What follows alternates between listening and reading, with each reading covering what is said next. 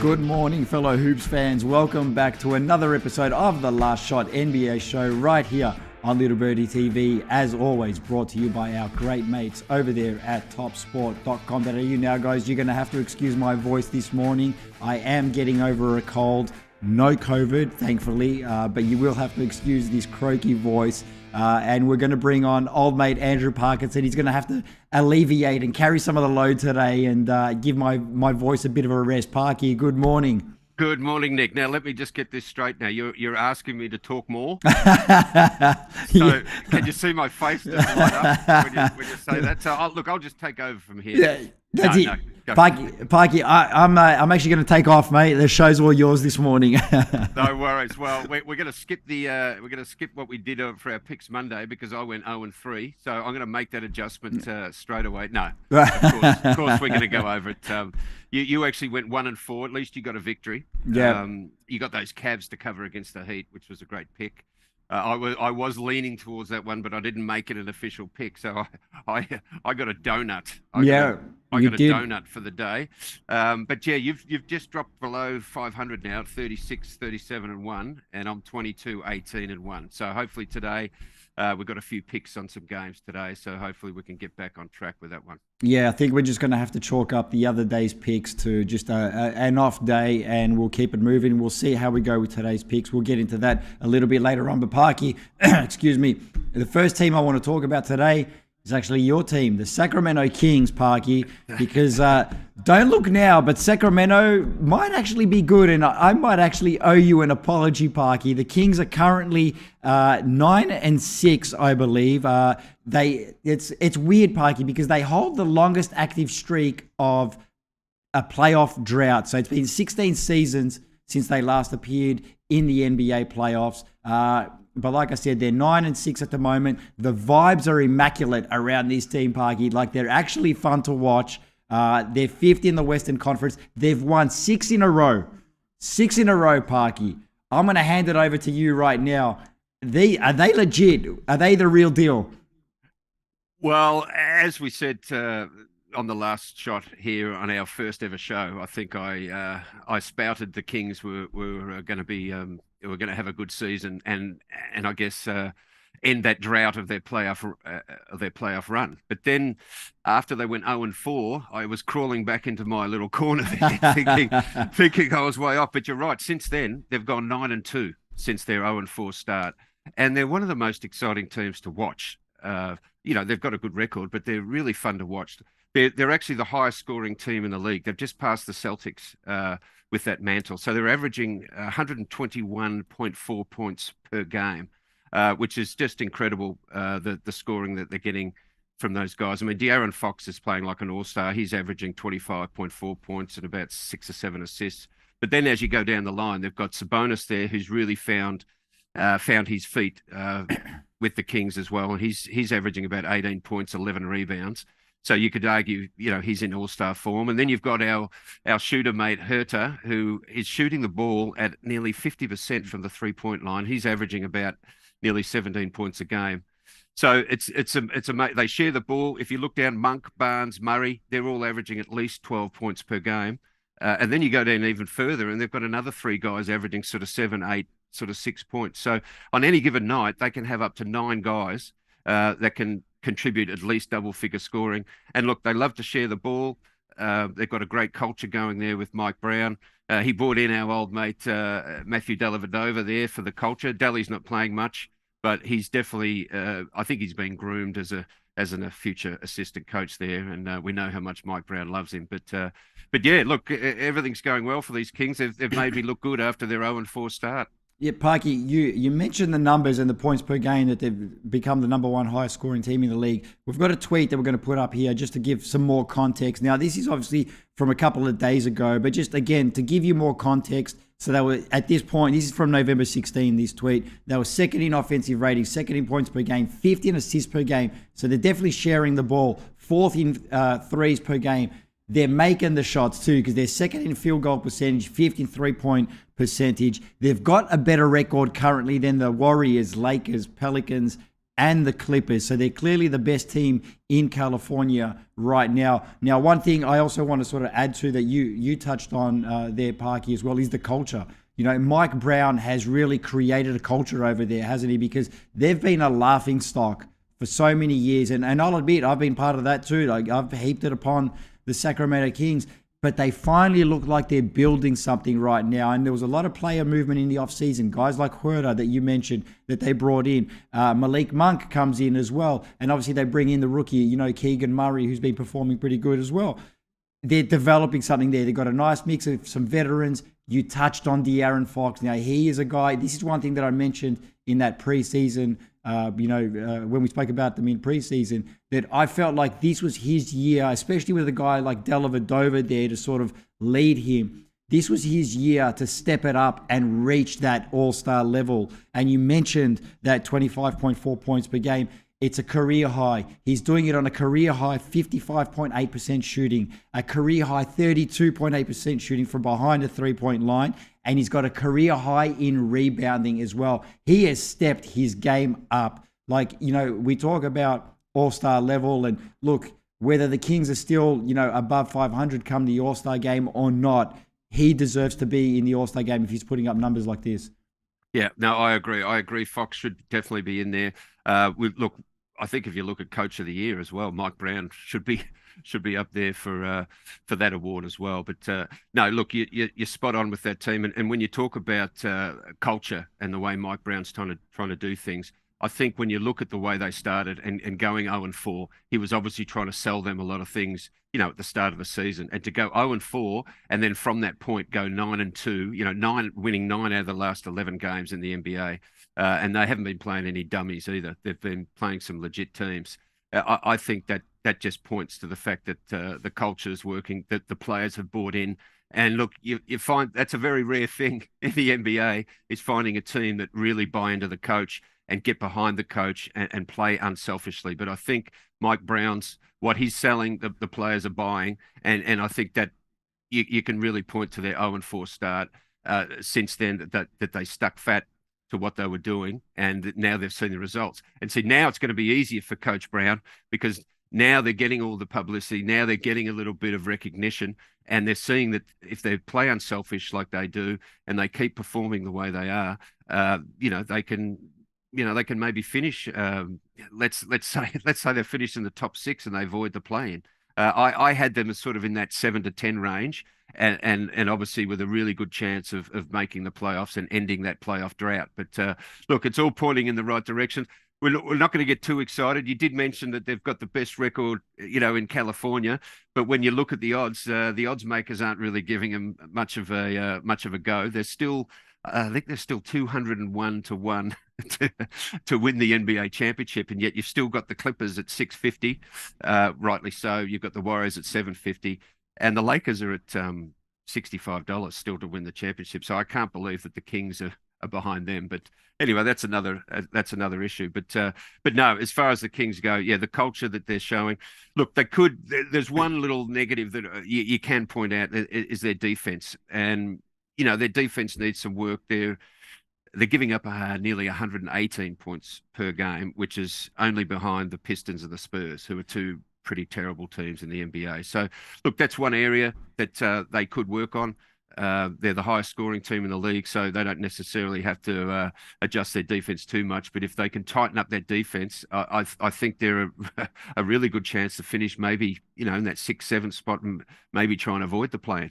Yeah, look, Parky, last question on this before we move on to the next topic with the Kings. You know, from what we've seen so far, look, it's, 15, 16 odd games, right? So in the grand scheme of things, it's still quite a small sample size over an 82-game season. But from what you've seen so far, you said that you had them initially pegged at, 7 to 10 range. From what you've seen so far, what do you think their ceiling could be this season? Now, I think they could grab a 5th or 6th spot. I really do, if they continue the way they're going, which would be incredible for them to, they're not going to have home court in the first round. They may, they're not going to finish top 4, I don't think. But currently where they're sitting, and like you say, we're only only 20% through the season. So we're not going to get too excited. But I do think they had their little blip at the start of the season. So, going 0-4, smarten them up a little bit. They're now not taking it for granted. So I think they're definitely going to be in the rise. And I mean, even if they go 500 from this point, they still could finish sort of in that 7th, 8th, spot there. So, yeah, look, I think their ceiling is pretty high. I think they're just going to get more and more respect, I think, as the season goes ahead. Yeah, look, Parky, like I said, I'm coming around the Sacramento Kings. They've been fun to watch, and this sort of revival for them is certainly a great storyline just to see him get back because, I don't know if people do remember, they were pretty dominant in the early 2000s. So it'd be fun to see him back up top. All right, let's move on. We're going to talk about a guy who's probably a bit of a villain, and he's making his return to the Philadelphia area today, and that is Ben Simmons. Now, Ben was struggling earlier in the season, and now he seems, just like Stella, he seems to have found his groove again, Parky. In his first 9 games this season, he had scored just 47 points total combined in those 9 games. In his last 3, he scored 48. He's been flirting with some triple doubles the last couple of games as well, starting to resemble the Ben that we know he can be and the Ben that, he showed when he was fully healthy in Philadelphia. So Monday against the Grizzlies, he had 22 points, 8 rebounds, 5 assists. He was moving pretty freely out there. Parky, is this the Ben Simmons we're going to be seeing from here on out before we get into the Philly talk? I think it will be. Yeah, no, I think it will be. Look, he's only had 12 games. He's only played 12 games this season. He's coming back from a back injury. He also had some, mental health issues as well. So, he's dealing with a few demons between the ears. And yeah, look, in his first 12 games, he's averaging 28 minutes a game, 8 points a game, 6 or 7 assists and rebounds, which didn't light it up. It didn't really, I guess it's not the numbers we're used to seeing for Ben Simmons and I guess what the Nets expected. But when you look at just his last 2 games, which you mentioned his last game where he had 22 points, but just his last 2 games, if you look at his averages, 18.5 points per game, 10.5 rebounds a game, 6 assists, that's more like the all-star Ben Simmons. So I can see that sort of trending anywhere around those sort of numbers. He played a little bit more. He played 35 minutes in that game where he had 22 points. And he played 32 minutes in the game before when they beat Portland by 2 points. And he was 6 from 6 from the field for his 15 points. And listen to this, Nick. Listen to this one. He went 3 from 4 from the free throw line, okay, which has been his nemesis. He's got a little bit of a mental block when it comes to shooting free throws. Some people have argued, a lot of scouts have said that he's actually scared to shoot in the paint because he doesn't want to go to the free throw line. And we all remember that pass he made to Matisse in those playoffs back against Atlanta when he gave up a dunk because he thought he might have got fouled and he didn't want to go to the free throw line. So I think he's the fact to get a little bit of confidence from the free throw line helps, and he's not afraid to shoot. As you mentioned in that game against Memphis, they were undermanned Memphis team, but still they had a 12-point win, and he played 35 minutes that game. He only had 1 free throw and missed it, but 11 from 13 from the field. So, his shooting percentages are right up there. So, no, I think we can expect to see Ben now that he's got that confidence. And look, depending on what happens today in about 2 hours, it's a bit of a circle the calendar game today. Ben Simmons returning to Philly. We'll talk about that later. That's one of the games we're going to be covering in the betting side of things. But no, to answer your question, I think we are going to see the upside of Ben now that he's got a bit of confidence. If he can exercise those demons today in the city of brotherly love, the so-called city of brotherly love, Philadelphia, then who knows? That's going to really help the Nets out this season. Yeah, we are going to talk about that city of brotherly love because he was asked about that in the press conference following the game the other day. Before we touch on that, and we've got a clip that we're going to show, but before we touch on that, I just want to say this, Parky, as far as his role now with the Brooklyn Nets, right? The way I see Ben Simmons fitting in is, and I've said this before, and people looked at me kind of crazy, and I think if he can play that Lamar Odom role on this team, like Lamar did on those championship Lakers squads, like people forget Lamar was a baller, and Lamar, like Ben Simmons, he was very versatile on the court. He could do a lot of things, so if they can get 18, like you said, 18, 8 and 4 and 5 assists out of Ben on a nightly basis, and he's hitting his free throws even at a 75% clip, I think he's going to be a very, very valuable contributor to this Brooklyn Nets team. Oh yeah, no, for sure. And just looking at those last two games, he found his feet in his first sort of 10 games. Look, he was copping a bit of heat because look, we're used to he's set a fairly high standard. Look, he is a previous all-star and he's fall from grace, so to speak, when he left Philly in those circumstances, it didn't leave a good taste in anyone's mouth, really. But look, gradually, and you can see KD, the way KD's talking about him. I think Jacques Vaughn's trying to get the best out of him. Look, yeah, I see nothing but upside for Ben here, and look, that bodes well for the Australian national team as well. Because if we can get a Ben Simmons, if we can get a Ben Simmons buying into the Boomers culture, then yeah, maybe we could be looking at improving on that bronze medal. Yeah, watch out. Now, speaking of his return to Philadelphia today, he's definitely not going to be getting a welcome reception back at the Wells Fargo Arena. It is something that Ben is prepared for. He's very aware from it. Brian Mahoney from the Associated Press asked him about it following the game the other day, and this is what Ben had to say. Is there any chance in your mind that maybe enough time has passed that it won't be so bad? It'll be in Philly? Come on now. I know what's coming. He knows that they've got long memories in Philly. It doesn't matter that he hasn't played there in 14 months or however many months it's been. It could be 5 years before he made his first appearance. They are going to let him know about it. They will be letting him know about it. Look, they're already letting him know about it. Like, he would have checked into the hotel last night. There would have been people out there booing the bus on the way in, trying to call his room up and trying to mess with it. So they're already been trying to, as soon as he steps out in public, well, they don't really step out in public, these NBA players, but you know what I mean. They'll surround the hotel. They'll be giving him hell on the way in. When the team bus pulls up to the arena, he's going to be copping it. He'll be copping it when he walks out of the tunnel. Like, it's just going to be endless. But he's played there long enough, and he knows what it's like. And I think I like the way he's handling it. I think the way the journalist just laughed and Ben had a bit of a joke with him. I think that's the best way to approach it. And I think he's going to go into this game knowing what he's going to cop.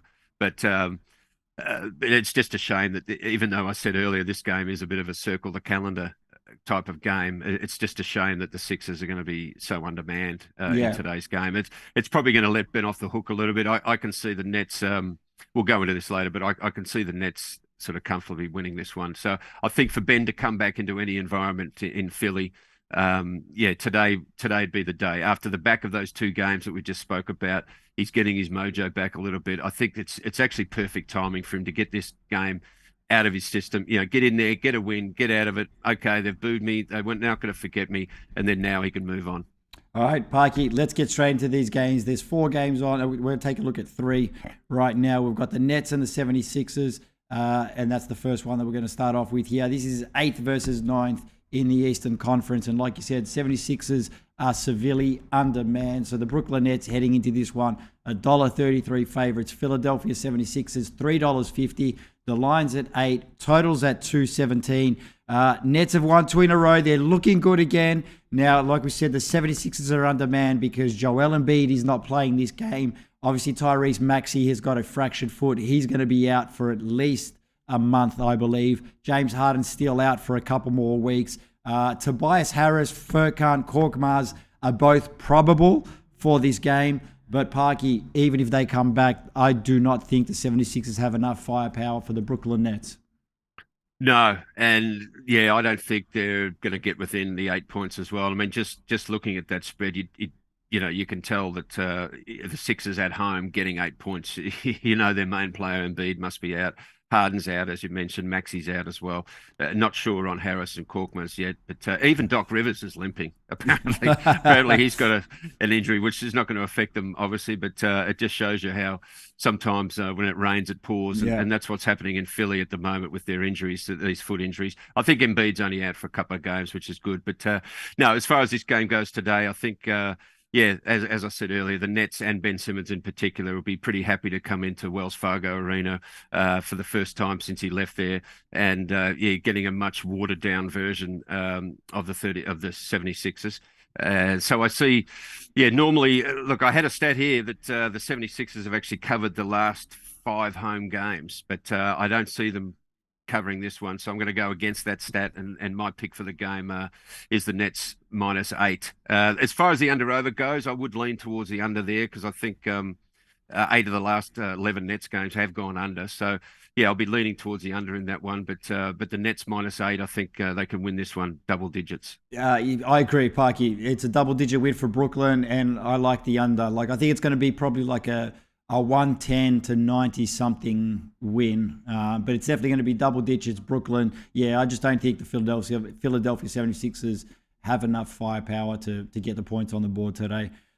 Next game we're going to take a look at, Parky, is your Sacramento Kings, and they are coming up against the Memphis Grizzlies. Grizzlies are $1.85 favorites. Sacramento Kings $1.96. The line's at -1.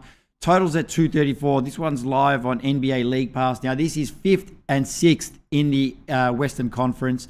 Now, the Memphis Grizzlies are 6-1 at home, Parky. The Kings are 3-3 on the road, but there's no Ja Morant or Desmond Bane for the Memphis Grizzlies today. Jaren Jackson Jr. is day-to-day. And then, yeah, I think the Kings are going into this one pretty much full health. What are you seeing from this one?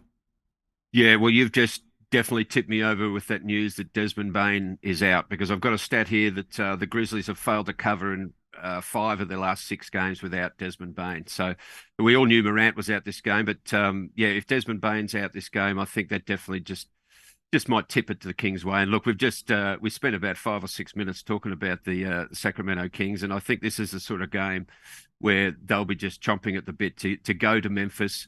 Look, there's no Ja Morant. And look, Memphis traditionally have played pretty well without Ja. So just because he's not there doesn't mean that they're going to be a total bust. But I think that the Kings at that sort of getting, 1 point, it's basically a pick-em game. I really do like them. I think they can go into Memphis and look, they're that sort of unselfish team that I think they can do this with their strength in numbers.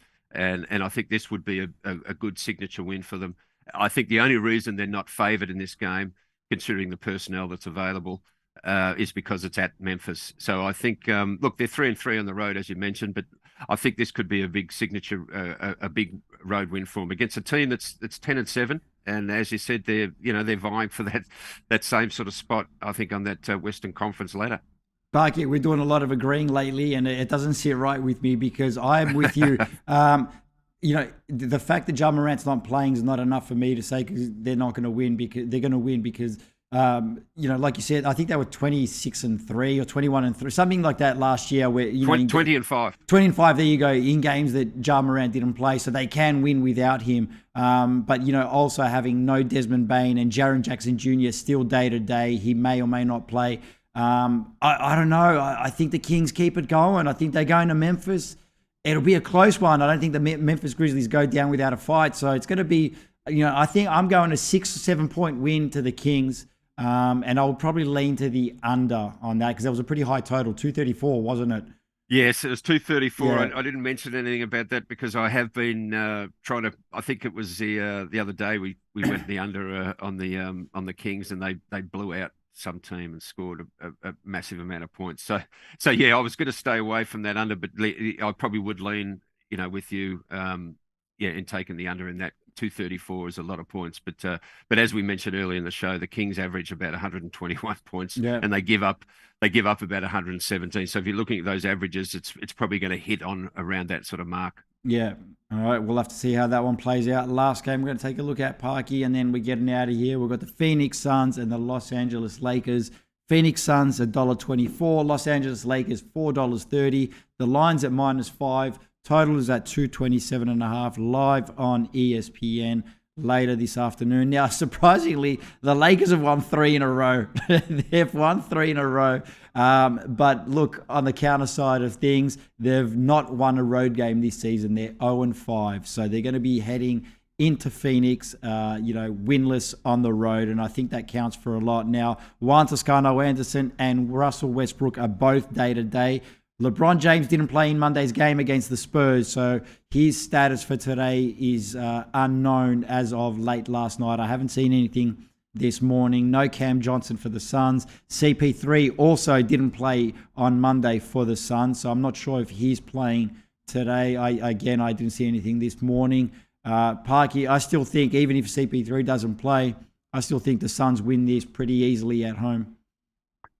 Yes, no, I'm with you on that one too, Nick. And this spread did start at 6.5, went to 7.5. Now it's 9.5. So I think that told you that LeBron's definitely out for this one. That's the mail I got. Well, that's the research I've done this morning. Is CP3 is out for the Suns, but LeBron's out for the Lakers, and also AD's listed as day to day. So whether that's moved the spread or not, but yeah, no, I'm all about the Suns. Look, the Suns have covered the line in 7 of their last 8 home games. So I think they can cover this one, even though it is a big spread. I did jump on this early at -6.5, but it's now 9.5, and I'm still liking it. I still think they can win by double digits in this one. And I'm staying away from the under over here because you just don't know where this game's going to go as far as scoring with whether AD's out or not. So that just concerns me a little bit. But no, I think the bet in this game is the Suns to cover the 9.5 points. Parky, I'll say it again. I just hate agreeing with you. We've done too much of it lately, but I think you're bang on the money right there. I agree with you. I think it's going to be a double-digit win for the Suns. And I'm going to stay away from that total as well for the same reasons that you mentioned. Like, I would probably be inclined to go the under, especially if there's no AD, there's no LeBron, and like I said, Westbrook is day to day. I'd probably be inclined to go the under, but I will stay away from that because it's the NBA and you never know what could happen. Yes, no, that's true. And as you can tell, I'm a bit burnt by the picks I had Monday, which were all involving totals, and I went 0-3. So already I'm a little bit scared of the totals there. But it looks like the sports books have made their adjustments in this high scoring league that we're seeing this season. But no, well, we've just about agreed on all our picks, which I guess is okay if they win. But, yes. Generally, it's good to have another side to things because at least one of us might have a good day. But anyway, we'll see how we go Friday. And with these, I think we've got about 4 picks going. So let's see if we can get at least 3 of those to salute. Yeah, absolutely. We'll see how we go on Friday morning. All right, Parky, we're going to get out of here because my voice is about to give out any second. You've done well. Thank you for joining us. We'll catch you on Friday morning, Parky. Yep. See you then. Look forward to it. All right, guys, this has been another episode of The Last Shot NBA show right here on Little Birdie TV, brought to you by our great mates at topsport.com.au. We'll see you guys Friday morning.